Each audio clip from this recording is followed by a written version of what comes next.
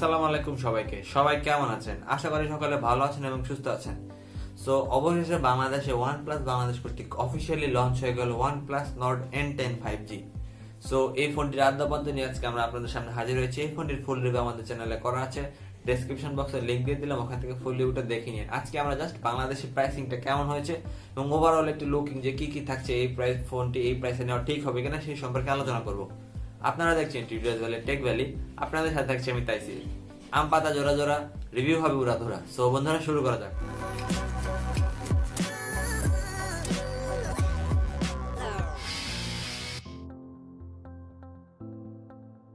মূল ভিডিওটি শুরু করার আগে আপনারা যদি আমাদের চ্যানেলে নতুন হয়ে থাকেন তবে এখনই সাবস্ক্রাইব করে নিন এবং পাশে থাকা বেল আইকনটি বাজিয়ে অল করে দিন। এতে করে আমাদের চ্যানেলের সকল নোটিফিকেশন আপনাদের মোবাইলে পৌঁছে যাবে। বন্ধুরা, বাংলাদেশে একটি ভেরিয়েন্টটি লঞ্চ হয়েছে OnePlus Nord N10 5G 6GB RAM 128GB ROM এর ভেরিয়েন্টটি। এটির প্রাইস রাখা হয়েছে 35,000 বাংলাদেশি টাকা অফিসিয়ালি।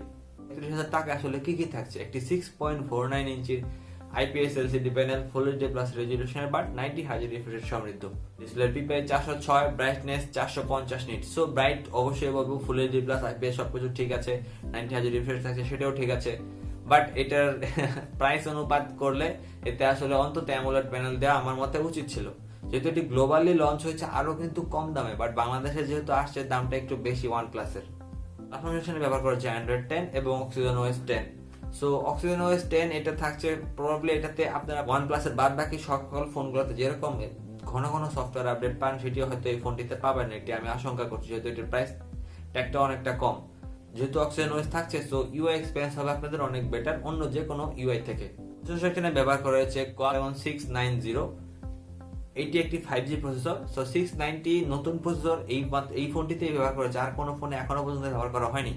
8 নানোমিটার ফিঙ্গার টেকনোলজির একটি প্রসেসর। সো এতে জিপিইউ সেখানে থাকছে Adreno 619। সো যদি বলি গ্রাফিক্স ঠিক আছে, Adreno 619 এবং একটি 5G processor, 8 nanometre processor. So সবকিছু মিলে ঠিকঠাক আছে। আপনার এটার পারফরমেন্স আমি যদি বলি 710 বা 712 যে 7 সিরিজের তার মত অবশ্যই পাবেন। আর যেহেতু 90 Hz রিফ্রেশ রেট থাকছে অনেকটা বেটার মনে হবে। আর অক্সিজেন যেহেতু থাকছে, সো এটার যে অ্যাকচুয়াল পারফরমেন্স তার থেকে একটু বুস্টেড মনে হবে। সো এটি খুবই ভালো ব্যাপার। স্টোরেজটা বেশি ব্যবহার করছি UFS 2.1, র্যামটা বেশি থাকছে LPDDR4X। এতে আপনারা হাইব্রিড সেন্সর থাকছে, অর্থাৎ মাইক্রো SD কার্ড ব্যবহার করতে পারবেন। বাট 6128 আমার মনে হয় এনাফ, মাইক্রো SD কার্ড ব্যবহার করার দরকার নেই। অবশ্যই ইন্টিগ্রেটেড 5G চিপ থাকছে, তো অবশ্যই 5G ব্যবহার করা যাবে।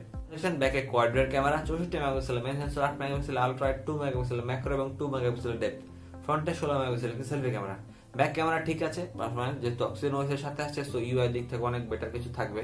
বাট ফ্রন্ট ক্যামেরা 16 মেগাপিক্সেল আমার মনে হয় ততটাও বেটার পারফরম্যান্স করবে প্রাইস অনুপাত বিবেচনা করলে বাংলাদেশে। সেখানে থাকে 4300 মিলিঅ্যাম্পিয়ারের ব্যাটারি এবং 30 ওয়াটের ওয়ার্প চার্জার OnePlus এর। সো এটাও খুব ভালো। OnePlus এর ফাস্ট চার্জিং থাকছে, ব্যাটারি ব্যাকআপও ঠিকঠাক থাকবে, 8 নানোমিটার একটি প্রসেসর যেহেতু ব্যবহার করা হয়েছে। So overall specifications good. But বাংলাদেশে যে প্রাইস ট্যাগে লঞ্চ হয়েছে 35,000 টাকা, এই প্রাইস সেগমেন্টটি হিসাব করলে কিন্তু আপনাদের কখনোই এই রকম স্পেসিফিকেশন পছন্দ হবে না। আমরা 25,000 টাকাতেই 732G 720G প্রসেসর নিয়ে অভ্যস্ত, 30,000 টাকাতে স্যামসাং এর পক্ষ থেকে এসব নিয়ে অভ্যস্ত। সো এখানে 35,000 টাকাতে একটা IPS LCD প্যানেল, 90 Hz যতই হোক IPS LCD প্যানেল 35,000 টাকায় খুবই হতাশার ব্যাপার। প্লাস্টিকের ব্যাক প্যানেল, এসব আসলে সবকিছু মিলিয়ে আমার মনে হয় না বাংলাদেশে অফিসিয়ালি এটি কোনো দাগ ফেলতে পারবে বাংলাদেশের মোবাইল মার্কেটে। তারপরে আপনারা যারা OnePlus এর ফ্যান আছেন, যে বাংলাদেশে আমি অফিসিয়ালি OnePlus এর ফোন ব্যবহার করতে যাই, আমরা কিন্তু অবশ্যই জানি জুলাই মাসের 1 তারিখ থেকে সকল আনঅফিসিয়াল ফোন বন্ধ হয়ে যাবে বাংলাদেশে। শুধুমাত্র যারা OnePlus এর ডাই হার্ড ফ্যান আছেন এবং একটা 35-30,000 টাকায় আপনারা OnePlus এর একটি ফোন ব্যবহার করতে চাচ্ছেন, তারা এটি নিতে পারেন। বাট প্রাইস অনুপাতে যে প্রসেসর দিয়ে ফোনটি এসেছে এবং যে ডিসপ্লে, এইসব নিয়ে আমি আসলে পুরোপুরি অখুশি ফোনটির দিক থেকে। সো বন্ধুরা, ছিল আজকে আমাদের ভিডিওটি কেমন লাগলো? ভালো লেগে থাকলে লাইক করবেন এবং শেয়ার করবেন। পরবর্তী ভিডিও দেখা পর্যন্ত সবাইকে আল্লাহ হাফেজ।